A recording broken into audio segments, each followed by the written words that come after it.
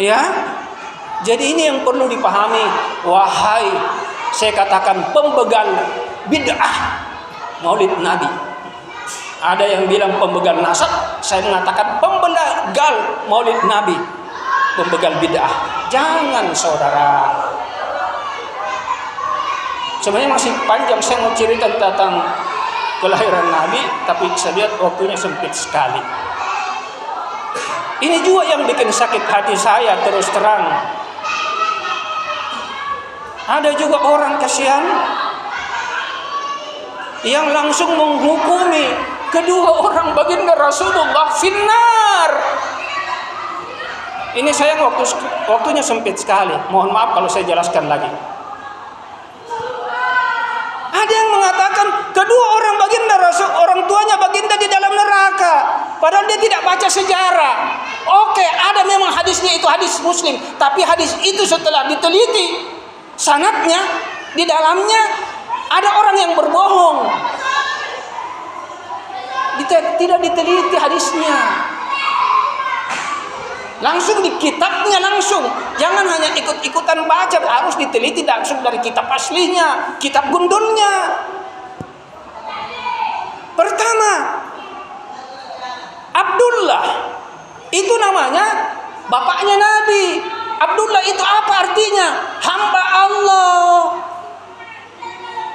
Nah, Abdullah itu adalah garis keturunan dari nenek moyangnya Nabi Ibrahim.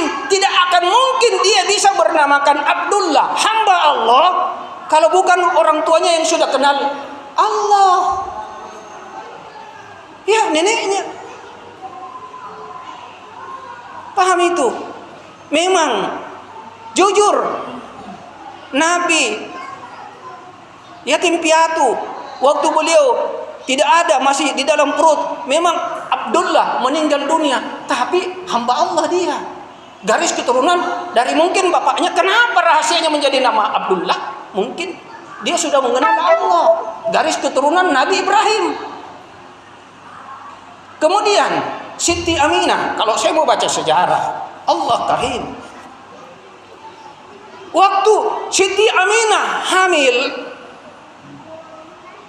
nampak daripada nur cahaya kenabiannya baginda Rasulullah.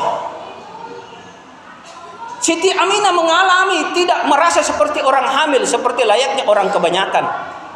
Di dalam tubuhnya keluar cahaya yang sangat terang, badannya bersinar, yang dengan sinar itu menerangi sampai negeri Syam. Dan ada satu kota, saya lupa namanya, ya, nurnya sangat terang.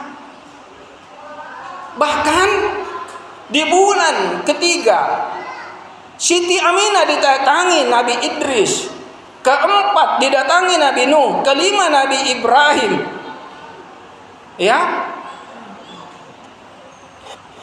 Kemudian didatangi Nabi Ismail, kemudian didatangi Nabi Musa alaihissalam. Kemudian di bulan ke-9 datang Nabi Isa alaihissalam, dan juga datang Siti Maryam dan Siti Khadijah, orang yang dimuliakan oleh Allah.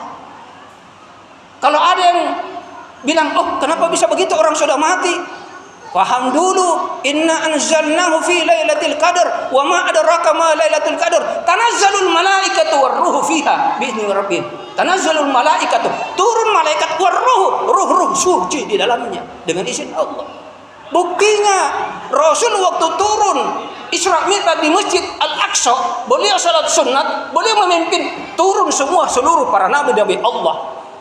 Jadi jangan pakai akal saudara, pakai dalil. Ini sebagai gambaran tanda kemuliaannya Allah kepada orang tuanya Siti Aminah, orang tuanya baginda Rasulullah. Beliau dikunjungi ruh-ruhnya para nabi-nabi Allah dan orang-orang yang dimuliakan oleh Allah.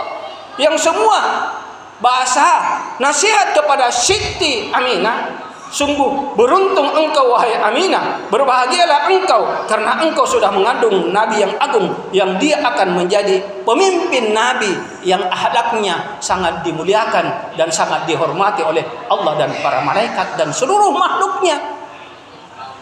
Ya,